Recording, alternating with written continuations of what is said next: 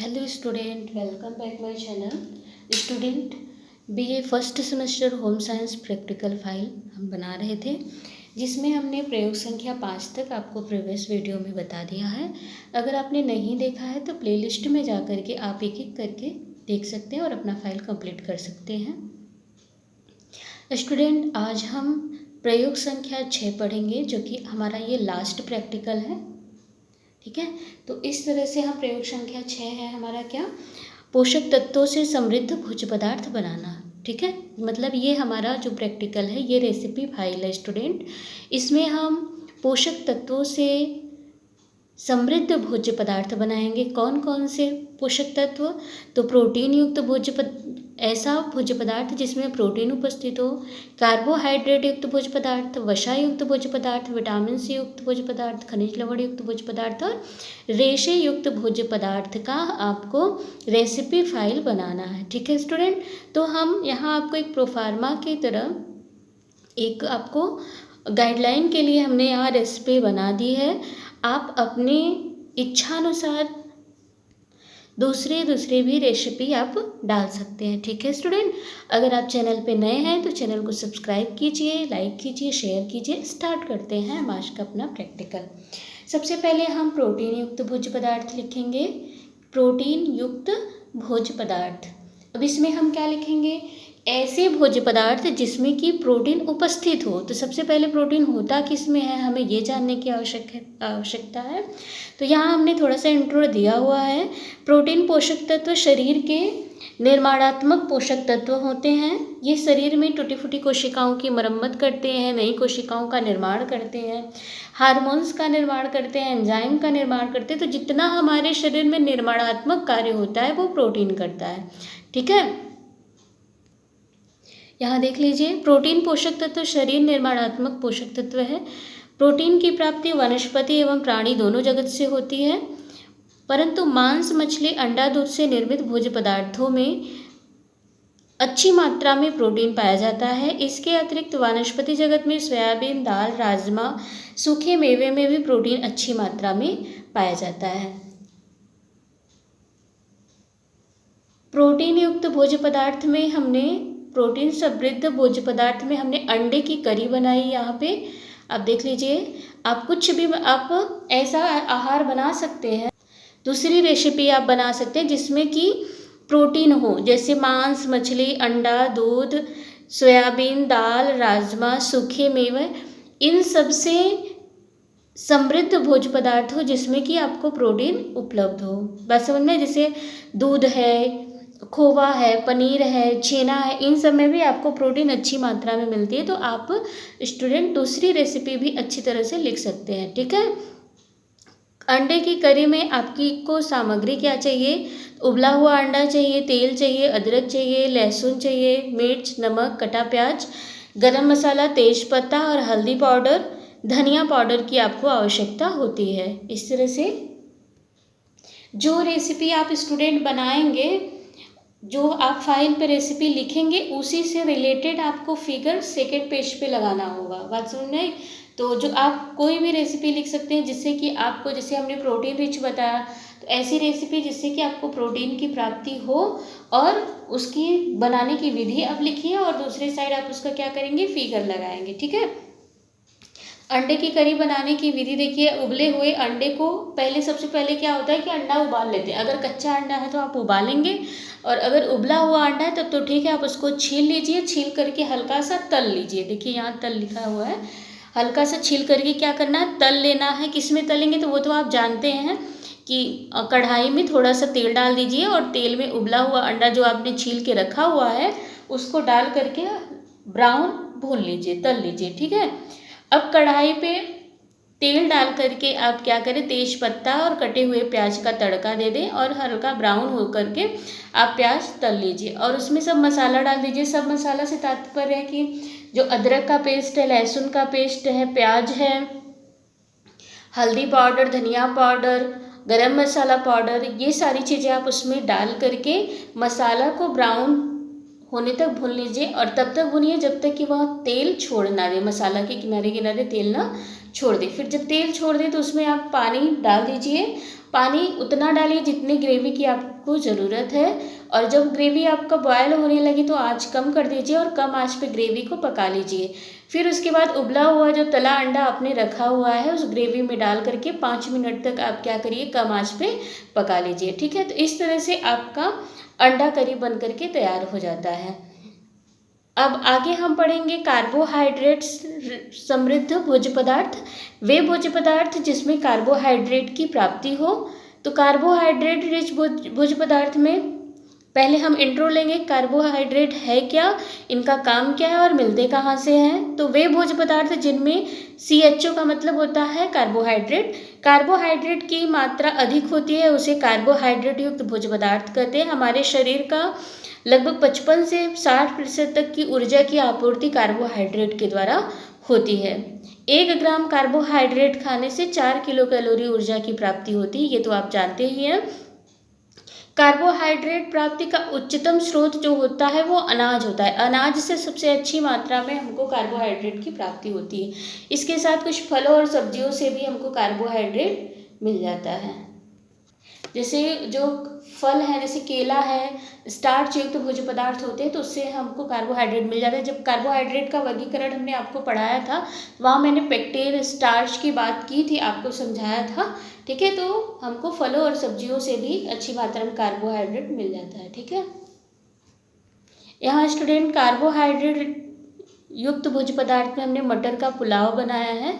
तो कैसे बनेगा, सब पहले हमें सामग्री चाहिए। हरे मटर का दाना, बासमती चावल, बड़ी इलायची 1, लौंग 4, हरी मिर्च 2-3, जीरा आधा चम्मच छोटी वाला, गरम मसाला 1 छोटी चम्मच, नमक स्वाद के अनुसार, काली मिर्च 10 से 12, अदरक आधा टीस्पून बारीक कटा हुआ, और घी 4 बड़ा चम्मच, हरी धनिया बारीक कटा हुआ, काजू 8 से 10। हरा मटर हमने यहाँ 2 कप लिया हुआ है, बड़ा वाला कप 2 ठो। बासमती चावल लिया है 250 ग्राम लिया है। ठीक है, बासमती चावल ले लीजिए, या पुलाव वाला चावल मार्केट में अवेलेबल है तो उसको आप ले सकते हैं। बनाने की विधि देख लीजिए। सबसे पहले हम क्या करेंगे, सबसे पहले हम जो हमारा मटर है उसको छील करके साफ कर लेंगे अच्छे से। कुकर में क्या करेंगे, कम आंच पर घी डाल करके कुकर में उसमें जीरा, इलायची, काली मिर्च, लौंग, अदरक, हरा मिर्च, काजू डाल करके कम आंच पे भून लेंगे। अब मसाले में मटर डाल करके चलाते हुए मटर को भून लेंगे। फिर गरम मसाला डालेंगे, नमक डालेंगे, और जो हमारा चावल है उसको पानी के साथ, एक अंदाज से पानी के साथ हम डाल करके उबाल लेंगे। ठीक है, बहुत ज़्यादा पानी नहीं डालना है, आपको कम पानी ही डालना है। तो जैसे पुलाव बनता है उसमें हम पुलाव का चावल डाल के पानी डाल करके उबाल लेंगे। उबालने के बाद 1 सीटी का वेट करेंगे। 1 सीटी आ जाता है तो फिर हम कुकर को उतार लेंगे और फिर प्रेशर निकाल करके हल्के हाथ से उसको चला करके हम फिर बाहर निकालेंगे। ठीक है, तो इस तरह से हमारा गर्मा गर्म पुलाव तैयार हो जाता है। नेक्स्ट स्टूडेंट, वसा युक्त भोज्य पदार्थ। वे भोज्य पदार्थ जिसमें वसा की प्राप्ति हो, फैट की प्राप्ति होती है, वो इसके अंतर्गत आता है। तो वसा हमारे शरीर में हमारे आंतरिक अंगों की सुरक्षा करता है, इसके साथ साथ ऊर्जा भी देने का कार्य करता है। 1 ग्राम वसा 9 किलो कैलोरी ऊर्जा की देता है। ठीक है, अब वसा युक्त भोज्य पदार्थ में आप कुछ भी बना सकते हैं। आपने जो अपने कॉलेज में बनाया है कुकिंग में, अगर वसा युक्त भोज्य पदार्थ बनाया तो वो रेसिपी आप लिख सकते हैं। तो जो आपने रेसिपी बनाया हुआ है वो भी लिख सकते हैं, या फिर जो आपको बेहतर आता है वो भी लिख सकते हैं। यहाँ मैंने एक प्रोफार्मा के रूप में आपको दे दिया है, आप चाहें तो इसको भी लिख सकते हैं। ठीक है, तो इस तरह से आप रेसिपी फाइल अपना तैयार करेंगे। वसा युक्त भोज्य पदार्थ में आप यहाँ नारियल का लड्डू बनाएंगे। ठीक है, तो नारियल की लड्डू यहाँ बनाएंगे तो दूसरे साइड उसका फिगर लगाएंगे। ठीक है, नारियल की लड्डू कैसे बनाएंगे, तो सबसे पहले नारियल लेंगे, कद्दूकस किया हुआ नारियल 3 कप। पंचमेवा अपनी इच्छा अनुसार ले लीजिए, जितना आपका बजट हो बजट के अनुसार लीजिए। ठीक है, फिर चीनी आपको 1.5 कप लेने हैं, छोटी इलायची पाउडर 3 लेने हैं, और देसी घी आपको 1 बड़ा चम्मच लेना है, खोआ आपको 150 ग्राम लेना है। बनाने की विधि देख लीजिए स्टूडेंट। कढ़ाई में सबसे पहले घी डालिए, उसमें छोटा इलायची जो है उसका पाउडर डाल दीजिए। फिर भुना हुआ खोआ डालिए, पीसी हुई चीनी डालिए, कटा हुआ पंचमेवा डाल करके भून लीजिए। फिर कद्दूकस किया हुआ नारियल का बुरादा उसमें डाल करके अच्छी तरह से मिलाएं और आंच बंद कर दें। जब थोड़ा ठंडा हो जाए, लड्डू बांधने लायक हो जाए हाथों से, गरम गरम बांधेंगे तो आपका हाथ भी जल जाएगा और अच्छे से बनेगा भी नहीं, तो हल्का गुनगुना रहे जबकि आप बांध लीजिए लड्डू को हाथ से, अच्छे से। तो ठंडा होने तक वेट करिए, फिर उसका लड्डू आप बना करके रख लीजिए, ठीक है। नेक्स्ट है स्टूडेंट विटामिन युक्त भोज्य पदार्थ। ऐसे भोज्य पदार्थ जिनसे कि हमको विटामिन की प्राप्ति होती है, विटामिन युक्त भोज्य पदार्थ कहलाते हैं। विटामिन हमारे शरीर में सुरक्षात्मक कार्य करता है। यह विभिन्न प्रकार के रोगों से हमारे शरीर की सुरक्षा करता है। आपको पता ही है, जैसे अगर विटामिन सी की कमी हो जाए तो स्कर्वी रोग हो जाएगा, है ना। विटामिन ई की कमी हो जाए तो स्किन से संबंधित प्रॉब्लम हो जाए। विटामिन ए की कमी हो जाए तो रतौंधी हो जाता है। तो इस तरह से इसकी कमी से हमारे शरीर में विविध प्रकार के रोग हो जाते हैं। तो विटामिन क्या करता है, हमारे शरीर को रोग रोधक क्षमता प्रदान करता है। विटामिन दो प्रकार के होते हैं स्टूडेंट, एक जल में घुलनशील विटामिन होता है, दूसरा वसा में घुलनशील विटामिन होता है। जो जल में घुलनशील विटामिन होता है ये दो होता है, विटामिन बी और विटामिन सी। वसा में घुलनशील विटामिन जो होता है ये 4 प्रकार का होता है। विटामिन ए डी ई के 4 प्रकार के होते हैं। विटामिन की प्राप्ति का अच्छा स्रोत देखिए फल और सब्जियां हैं, इनसे बहुत अच्छी मात्रा में विटामिन मिलता है। जैसे आम है, गाजर है, आंवला है, अंगूर है, पत्ता गोभी, जितने भी फल और सब्जी हैं उनसे हमको अच्छी मात्रा में विटामिन की प्राप्ति होती है, ठीक है। तो हम जो यहाँ भोज्य पदार्थ बनाएंगे वो इन्हीं से रिलेटेड होगा।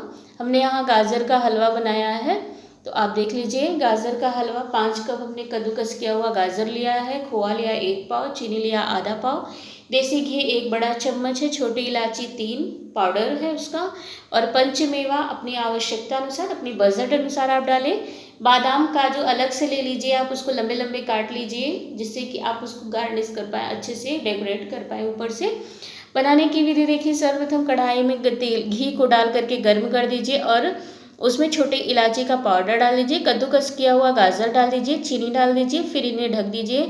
जब ये थोड़ा सा गल जाए तो इसमें अगर देखिए आपको दूध ऐड करना है तो इन्हीं गाजर के साथ आप दूध ऐड कर दीजिए। हमने दूध नहीं खोआ डायरेक्ट डाल दिया है, ठीक है। तो फिर इसमें गाजर पक जाए तो भुना हुआ खोआ पंचमेवा डाल दीजिए और अच्छे से पका लीजिए।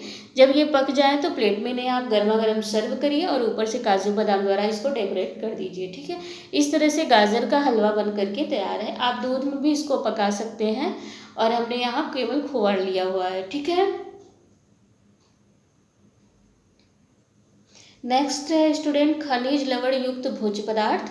खनिज लवण यह भी एक प्रकार का पोषक तत्व होता है जो हमारे शरीर में निर्माणात्मक कार्य के साथ साथ सुरक्षात्मक कार्य भी करता है। जैसे कैल्शियम है, हमारे दांतों और हड्डियों का निर्माण कैल्शियम से ही होता है। कैल्शियम को कार्य करने में फास्फोरस सहायक होता है और कैल्शियम फास्फोरस को सही ढंग से कार्य करने के लिए विटामिन डी सहायक होता है, आपको पता ही है। तो इस तरह से खनिज लवण हमारे शरीर में निर्माणात्मक कार्य और सुरक्षात्मक कार्य दोनों कार्य करते हैं। कुल 24 प्रकार के खनिज लवणों की आवश्यकता हमारे शरीर में होती है। यद्यपि इनकी मात्रा बहुत कम हमें चाहिए, बहुत कम मात्रा में इनकी आवश्यकता होती है, परंतु उतना ही मात्रा हमारे लिए अत्यंत आवश्यक होता है। खनिज लवणों में मुख्य रूप से जैसे आपका कैल्शियम, फास्फोरस, आयोडीन, मैग्नीशियम के आयरन, ये जो होते हैं ये महत्वपूर्ण भूमिका निभाते हैं। इसके अतिरिक्त और 24 खनिज लवण होते हैं, हमने आपको बताया, ठीक है। इनकी प्राप्ति अच्छी मात्रा में अगर आप देखें तो सूखे मेवे से होती है। इसके अतिरिक्त मांसाहारी भोज्य पदार्थ जितने भी हैं, अंडा, मांस, मछली, दूध से बने भोज्य पदार्थ, इन सब से भी अच्छी मात्रा में खनिज लवण की प्राप्ति हो जाती है। इसके साथ जो अनाज होते हैं इनसे भी हमको अच्छी मात्रा में खनिज लवण की प्राप्ति होती है। कुछ फ्रूट्स भी हैं, फल भी हैं, सब्जियां भी हैं, इनसे भी हमको खनिज लवण की प्राप्ति होती है। जैसे आपका पालक है, पालक से हमको आयरन अच्छी मात्रा में मिलती है। चुकंदर है, चुकंदर से हमको आयरन अच्छी मात्रा में मिलती है, ठीक है। तो इस तरह से हमको खनिज लवणों की प्राप्ति होती है। आइए खनिज लवण समृद्ध हम भोज्य पदार्थ देखते हैं। कौन सा बना है यहाँ चुकंदर का हलवा बना है। चुकंदर जो है आयरन का अच्छा सोर्स होता है, आपको पता ही है। तो चुकंदर का हलवा यहाँ बना है। चुकंदर 3 लिया है, एक सामान्य आकार का, और उसको कद्दूकस कर लिया गया है। देसी घी 1 बड़ा चम्मच, खोआ 1 पाव, चीनी 2 कप, पंचमेवा इच्छानुसार, जितनी आपकी इनकम, जितना आपका बजट हो, बजट के अनुसार होना चाहिए, ठीक है।